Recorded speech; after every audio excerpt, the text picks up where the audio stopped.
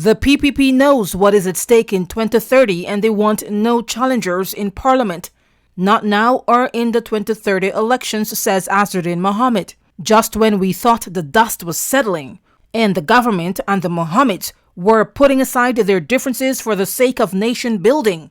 Here we are again. Things are heating up again in the political arena in Georgetown, Guyana. We're glad you joined us for another episode of the Final Takeaways podcast edition. Stick around and listen all the way to the end because we have so much more coming up. So guys, as you may be fully aware by now, the US is bringing a case against Azruddin Mohamed, the opposition leader-elect and the head of the We Invest in Nationhood party, WIN, as well as his father, Nazar Mohammed. Of course, Team Mohammed reacted. Before we tell you what Azruddin Mohamed says, here's what you need to know. In an indictment filed at a Florida district court days ago on October 2, 2025, the United States announced it is formally proceeding with charges against the two Guyanese businessmen. A grand jury serving the U.S. Southern Florida District voted to indict the men on charges associated with wire and mail fraud and money laundering,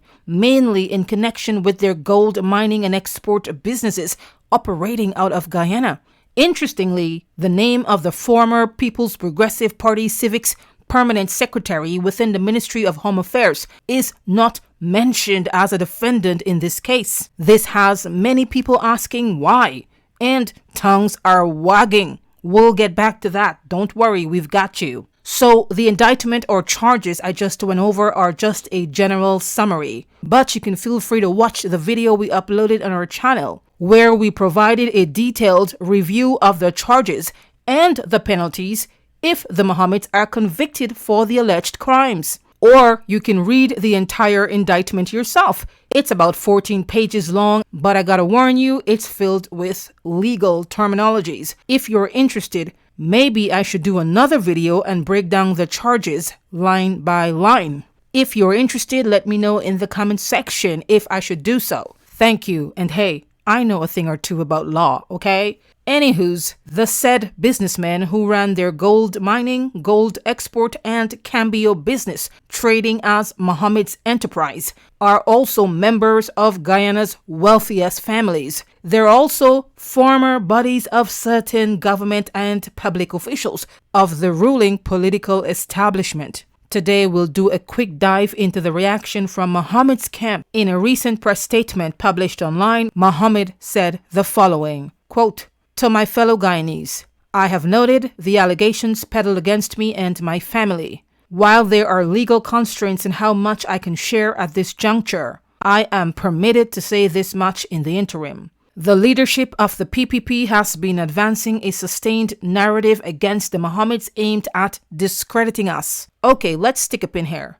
So, Mohamed has always maintained that certain members of the PPP government are out to get him and his family, including and especially his father, after their once close relationship with President Irfan Ali and others fell apart, allegedly. So, they're seeing this as a form of vindictiveness, the Mohameds. In the same token, there are allegations that certain government officials were among the whistleblowers who exposed the Mohameds to the Reuters news agency investigations, as well as the U.S. Department of the Treasury investigations that eventually led to OFAC, that's the Office of Foreign Assets and Control, sanctioning the Mohameds in 2024. And also that led to the U.S. seizing the Mohameds' properties located in the United States. And now the indictment and charges against the Mohameds. Things are blowing up, would you say? Enough said. Let's move on and get back to Mohamed's statement.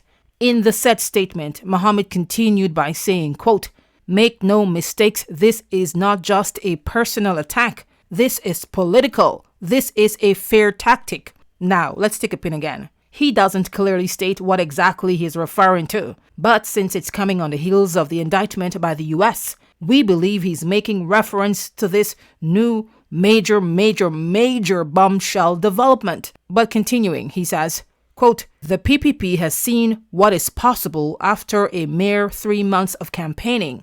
They know what is at stake, and they are reacting accordingly.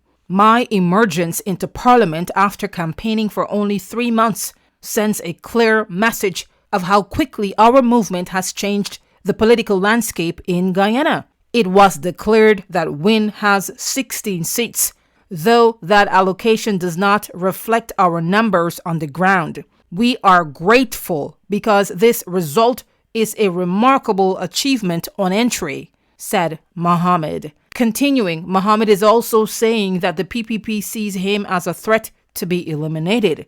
Our words. Here's what he said exactly word for word. Quote, "The PPP knows what is at stake in 2030, and they want no challengers in parliament." He continues, "Fearing the momentum seen at the last election and the cry of the Guyanese people for change, they are doing everything possible to stop me. The constant attacks, whether directly or indirectly, are to weaken me, with hopes that if they hit hard enough, I will cower and retreat. Truth be told, if I rid myself of my political ambitions, these attacks will cease. But I, Azruddin Mohamed, leader of the We Invest in Nationhood and leader of the opposition-elect, reaffirm my commitment to you, the Guyanese people. I will continue to stand up and fight no matter the cost." A very grand statement there by Mr. Mohamed. He continues, "Please know that for the love of country and on the principle of service over self, I stand resolute. I will not be silenced." So basically, he's saying this is all political persecution. What do you think is going on here? Let me know in the comment section.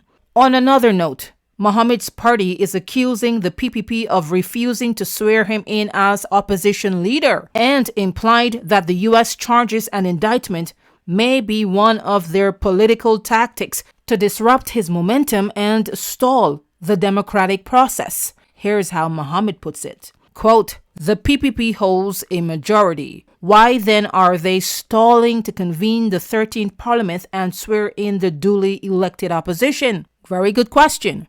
Very good question. This administration misused public funds, $300,000 to hire a U.S. lobby firm whose sole purpose is to smear and marginalize political opponents. In this instance, their sole purpose is to target the Mohameds and, in their attacks, paint a false narrative about us. Now you know the purpose of the nearly 63 million Guyana dollars wasted on a lobby firm.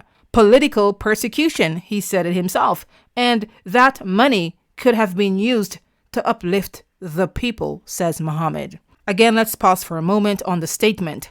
The Guyana government, Barrett Jagdeo to be precise, has since admitted hiring a lobbying firm called Continental Strategy to conduct lobbyist business on behalf of the Guyana government. But the government denies hiring the firm precisely to go after Mohamed, such as drafting defamatory tweets to be published online by U.S. Congressman Carlos Jimenez and others. So that's pretty much everything that Mohamed wanted to say. Then he wrapped up by thanking his supporters for standing by him. Guys, I know you have a lot to say, so please jump into the comment section and tell us what you think is going on here. We also have a video we're uploading tomorrow again, I think, on this case. You won't want to miss that video. So please feel free to subscribe, or if you've done so already, why not turn on notifications for this channel to receive instant updates? That sounds like an ad, right? Alrighty guys, stay tuned for what's coming up next.